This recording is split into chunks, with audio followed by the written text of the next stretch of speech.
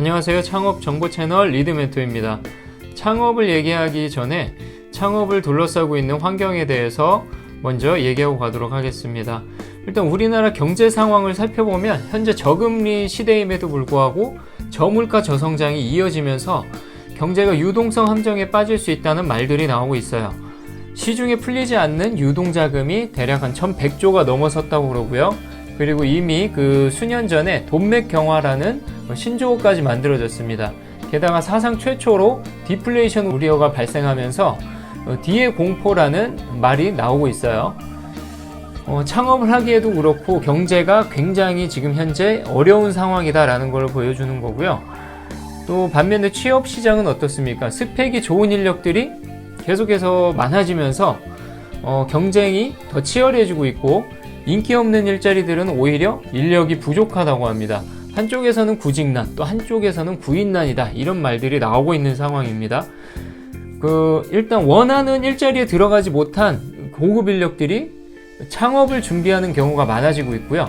정부에서도 경기 부양 차원에서 창업을 장려하기 위한 예산을 계속해서 올리고 있습니다.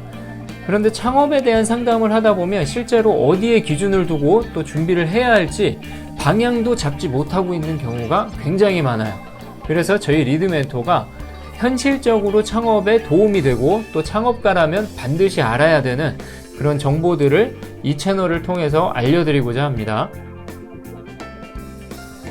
창업이라고 하면 회사를 설립하고 경영하는 것을 말합니다. 회사 설립 단계에서 먼저 회사의 근간이 될 수 있는 여러 가지 상황들에 대해서 고민을 하고 결정을 해야 됩니다. 이 과정에서 놓치고 가는 부분들이 생기게 되면은 그로 인해서 잘못된 결정들을 하게 되기도 합니다. 이런 불경기에 그렇게 첫 단추부터 잘못 끼우게 되면은 창업 초기부터 어려움을 겪다가 폐업하는 수까지 생길 수도 있어요. 실제로 통계청 자료를 살펴보면 2018년도 전체 창업 기업의 수가 134만 정도가 되는데 폐업 기업의 수는 90만 가량이나 됩니다.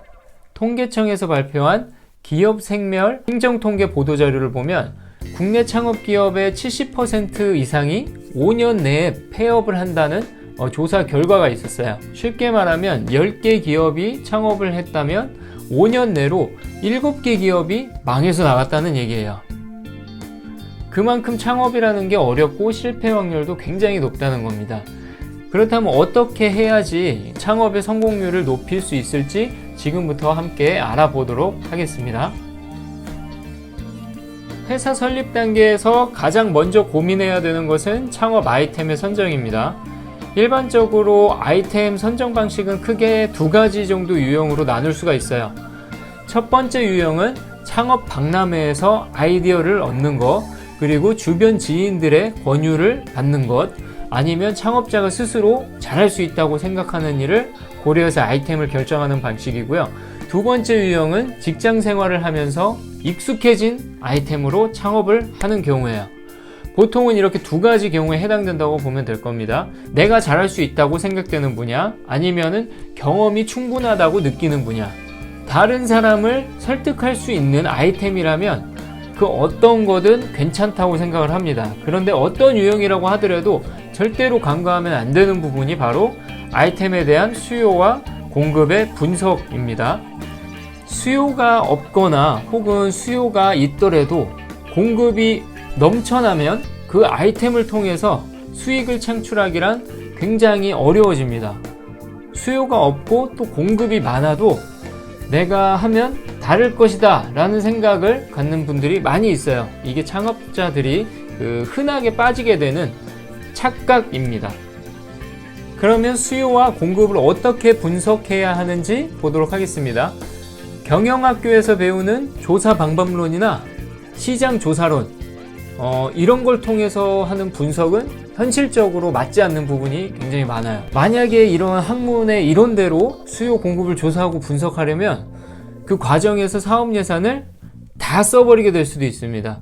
그래서 현실적으로 접근할 수 있는 간단한 팁을 알려드리도록 하겠습니다. 집에서 컴퓨터 하나면 충분히 조사와 분석이 가능해요. 자료를 내려받아서 봐야 되기 때문에 모바일보다는 컴퓨터를 추천드리도록 하겠습니다. 우선 검색 포털을 통해서 산업연구원 홈페이지에 접속을 하시면 국내 산업에 관한 동향하고 기초 분석, 그리고 산업 정보 같은 다양한 정보를 쉽게 접할 수가 있어요.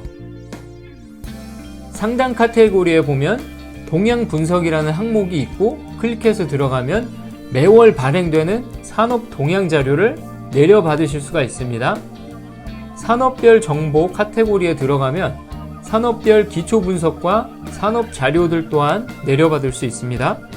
자영업을 준비하시고 있는 경우에는 소상공인 시장진흥공단 사이트에서 상권과 동향에 필요한 정보를 찾을 수가 있어요.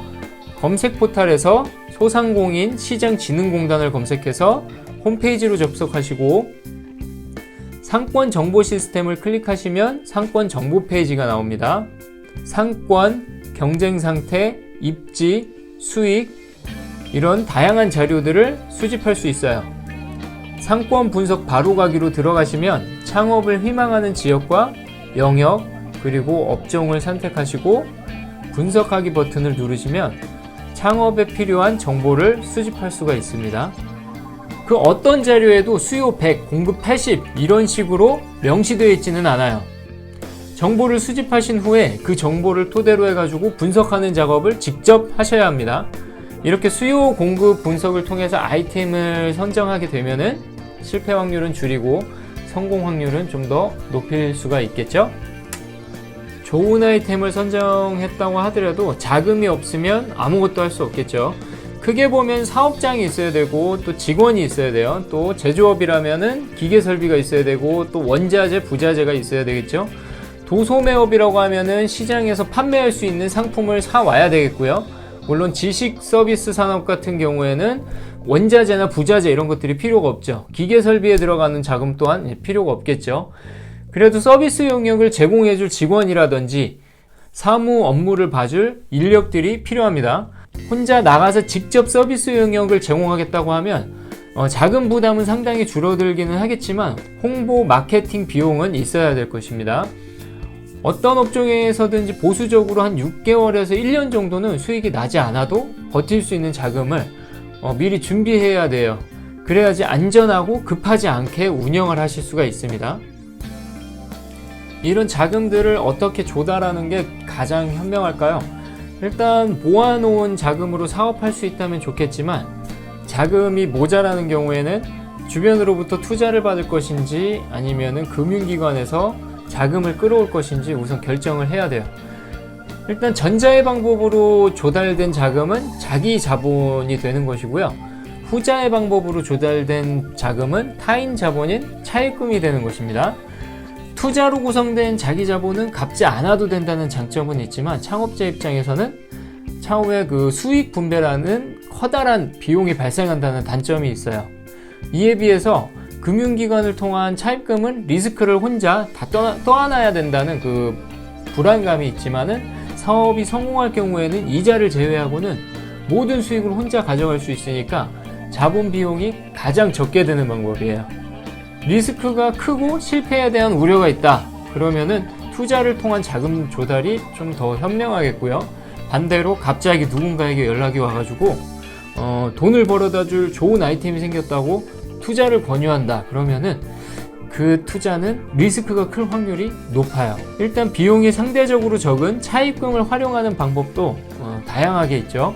일반적으로 돈을 빌려올 수 있는 곳은 누구나 알고 있듯이 은행이라든지 이금융권 같은 금융기관이 있어요. 정부에서는 사업에 필요한 작업을 각 목적에 맞게 융자해 주거나 보증을 해주는 제도가 있습니다. 이걸 정책자금이라고 하는데요. 시중은행에 비해서 싼 이자를 오랜 기간에 걸쳐서 빌릴 수 있는 제도예요.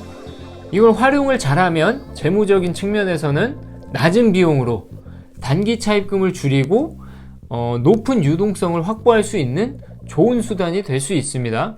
이 제도를 어떻게 활용하는지에 대해서는 차후에 따로 자세히 알려드리는 시간을 갖도록 하겠습니다. 이번 영상에서는 창업의 성공 확률을 높이기 위한 수요와 공급 분석에 대해서 알아봤고요. 또 현명한 자금 조달 방법에 대해서 알아봤습니다. 이 밖에도 창업 이전에 알아야 할 것들이 많이 있어요.